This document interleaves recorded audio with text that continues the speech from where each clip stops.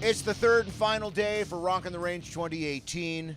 I'm Lou Brutus. Chris and Matt Brooks from Like a Storm join me now. Welcome back to Rockin' the Range. Thank you, mate.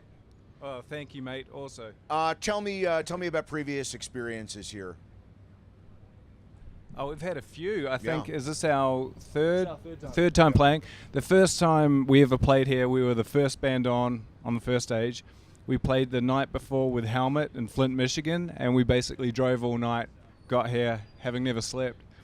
So every other year has been a huge improvement on that, and yeah, we love it. Always a ton of fun, always crazy. You know, I would think even with no sleep coming into something like this for the very first time, and this really is sort of the keystone gig Yep. for everything else in the United States, the adrenaline shot must have been pretty incredible. It's huge, man. Yeah, I think this was our first US festival we ever did. And so we were like, oh, this is amazing. They're all going to be like this. And then we got a sort of a sharp wake-up call when we went to the next one. This one tops everything here that we've done. You know, and you guys are far more established now. It's not acute like it was back in the day, but there are baby bands now who are doing this for the first time, and they're here in front of tens of thousands of people. And the night before, they got 15 people. Yep. You know, how do you make those transitions? I think, I don't know, hopefully you just love the show you're playing, love the music that you're playing, and when you do that, obviously it's incredible to play it to 15 people or 10,000 people. Obviously it's a lot more incredible to play it to 10,000, but I think you just have to get up there and do what you do every night, regardless of how many people are out there. Did you ever do a gig in front of a small crowd? Many. But it turned out to be an important crowd, or somebody important was in the audience that you didn't know about until later. You want to go? Sure. Go ahead. Yeah, absolutely. I mean, when we come from New Zealand, and when we first came up to North America, we moved to Vancouver, Canada, and we played a bunch of shows in Vancouver. You know, no one knew who we were, but you'd play for people, and then after the set, it'd be a guy who's a record producer or someone who was friends with someone. And honestly, how we got started in North America was through those people we met at those very first shows. So our whole, probably like most bands, man, our whole career has been built off people watching you at those small shows. Yeah. It's our specialty. And maybe just a little bit on Vancouver itself. A, on the city, which is one of the most beautiful spots on earth, and Absolutely. B, on the music scene there, which I don't think gets enough credit for the influence it has on the rest of the world. Yeah, I mean, there's an amazing scene there, and a lot of the biggest rock records ever made were made in Vancouver. There, yeah. And so we kind of found that out, you know, on being there, playing around. You'd meet the guys who worked on, you know, the Black Album or Dr. Feelgood, or, you know, all these massive records that we loved. So, yeah, I mean, for us, really, those small shows where there just someone happens to be there, those are the things that kind of set your destiny in a lot of ways. So now we get to play for thousands, but those shows are really important. Yeah. Let us talk about new music. us. Catacombs, release date of June 15. Tell me about who you made it with, where you made it, and all the background you can give. I'm going for coffee. This should be a long answer, so go. Yeah, there you go. Well, it took us long enough to figure out how to switch the mic back and forth. Well, we produced Catacombs ourselves. Yeah. So we produced the last record, and we were really happy with the freedom that it gave us, I suppose, to really see out our vision. And so we kind of we thought about working with different people on this one, but in the end, we really had a very strong vision that we wanted to see out, and kind of the best way for us to do that was just to separate ourselves from everything and just fully immerse ourselves in the music. And yeah, it was a crazy process. I mean, we certainly dug deeper than we have on any record, and Well,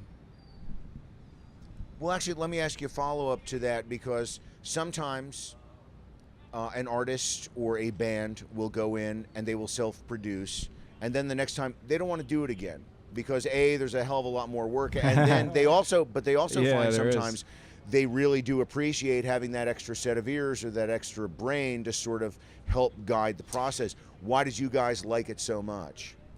I mean, you know, we entertained other options too. We sort of certainly did trial work with other people to see if it would gel. But I mean, I guess the thing that's different about us is the three of us are all songwriters all record our own demos, all record our own stuff anyway. So it's kind of not just maybe we're one guy's the main songwriter and he likes something because he wrote it. You know, I mean, the three of us kind of have to love the song for it to make it on the album. So from that point, it's already been through 2 other sets of ears apart from the first guy who wrote it. So I think that's been the amount of work I totally hear you on. The last couple of months of finishing this record was like 2 hours sleep a night, you know, and we were doing it all over the continent, really. We did a bit in Toronto, a bit in LA, a bit in Vegas. But it was you know, no sleep. It was, you know, we worked harder on it than we have anything we've ever done, but that is the reward. And if you have the vision, you know, you have to have it meet that. Why so many studios? I guess, you know, Zach, our drummer, lives in LA. Matt and I were writing the album in Vegas, and Kent lives in Toronto. So I guess just to keep it interesting, keep it kind of fair for everyone, that kind of thing. Is there ever a problem with getting a sense of sonic continuity when you're jumping around that much? Firstly, love the word. Sonic continuity. Now, 2 there's words, there's sonic a band continuity. name if you're looking for something. Yeah, exactly. Actually, sonic continuity. No, that was the B-side of the Rush single. Exactly. I believe Nick it was Raskulinecz produced it. 1970. Yeah, I mean, you know, with recording technology now, you can make records all over the world using the Sure, of same course. equipment. Yeah. So the record was made all over the States, but it was written and even parts of it recorded in, you know, New Zealand or on tour in Europe.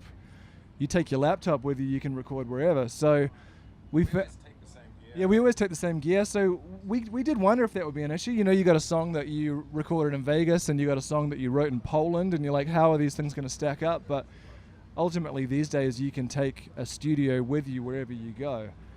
And that kind of works for us too with our writing process, because you come off stage, you're inspired, you start writing something, and then that can be part of what's on the record. So a lot of the music on Catacombs was recorded not like just check into a studio, record for 12 hours and leave. A lot of it was recorded as we were writing it. Right. And that, so we're kind of able to use the technology to write music at the point in time of feeling inspired. And yeah, when you look back at it, it's actually amazing how cohesive it is, given how many different places and like kind of headspaces it was written in. Why, it's an obvious question, so forgive me, but why is Catacombs the title? It certainly, in my mind, lends itself in a visual sense to some of the images that you guys have used before, but why'd you end up with it? We were touring Europe, I think, with Ultra Bridge and Gojira, Yeah. and we went through Paris, and we always want to see new stuff when we're traveling around, and we went down to the Catacombs, and it was just like such an insane experience. You know, you open the door, you wind like down further and under the city, and then you just met with millions and millions of skeletons, you know, skulls all yeah. arranged in a row. And of course it hit us. I mean, we've never seen anything like that. And it was kind of a crazy thought that the cemeteries were all overrun, so they just took everything they couldn't deal with and just buried it under the city. And now, like hundreds of years later, it's still there. And we kind of thought, like, symbolically, I mean, there was just such a great metaphor for all those things we have inside ourselves we don't want to face, all those problems we have, all those things we're not proud of. We don't want to deal with them, we don't want to face them, we don't want to acknowledge them, but we still just keep them carried. You know, we carry them around inside ourselves. We keep them buried there, and we can't, they don't disappear just because we try and forget about them. One last thing I'd like to get from you, and I think we've done this before, but I'm humiliated to sit here and still have to admit that I have never been to New Zealand.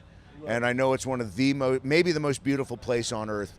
If you would act as a members of the New Zealand Tourist Board for a moment, briefly describe the islands and the cities and the people and all of the sheep. Every sheep individually or just as a group? 'Cause As that a might group, take I a think. while. I don't think we have time for them all. I mean, it's interesting. We grew up there, so we kind of did take it for granted. Sure. And everywhere we've been, every time people ask us where we're from, every single one of them says, "Oh, that's the most beautiful country in the world," and it really is incredible. I mean, it's made up predominantly of 2 islands, and within those 2 islands, you kind of have every landscape you could imagine. You know, there will be like black sand beaches and like rugged beaches, and then 20 minutes from that will be white sand beaches with, you know, like turquoise water and that kind of thing. We have, I mean, there's a reason I think Lord of the Rings is filmed there. Absolutely. It's basically the one place you could film it that has every realm known to man and known to org. And I got to get down there. you do, man. I want to travel there with you guys. I just want to hit That'd the be a road great with you idea. guys. I'll Awesome go. idea. You can put Awesome it in a idea. spreadsheet as well. Absolutely, yeah. And then I'll save all the passes 20 years later when you're doing your book and your documentary. I'll rent it back to you to pay for the trip. I didn't get to the sheep, I'm afraid. Next time. There are a few sheep there. Probably not as many as people think, or you don't see them as often as you think. Well, you know, with all the tourists who have come there since Lord of the Rings, it's, you know, Exactly. they got to keep it on the down They low, do, don't so. they? It's Chris The and darker Matt from side. Like a Storm. We're backstage at Rock on the Range 2018.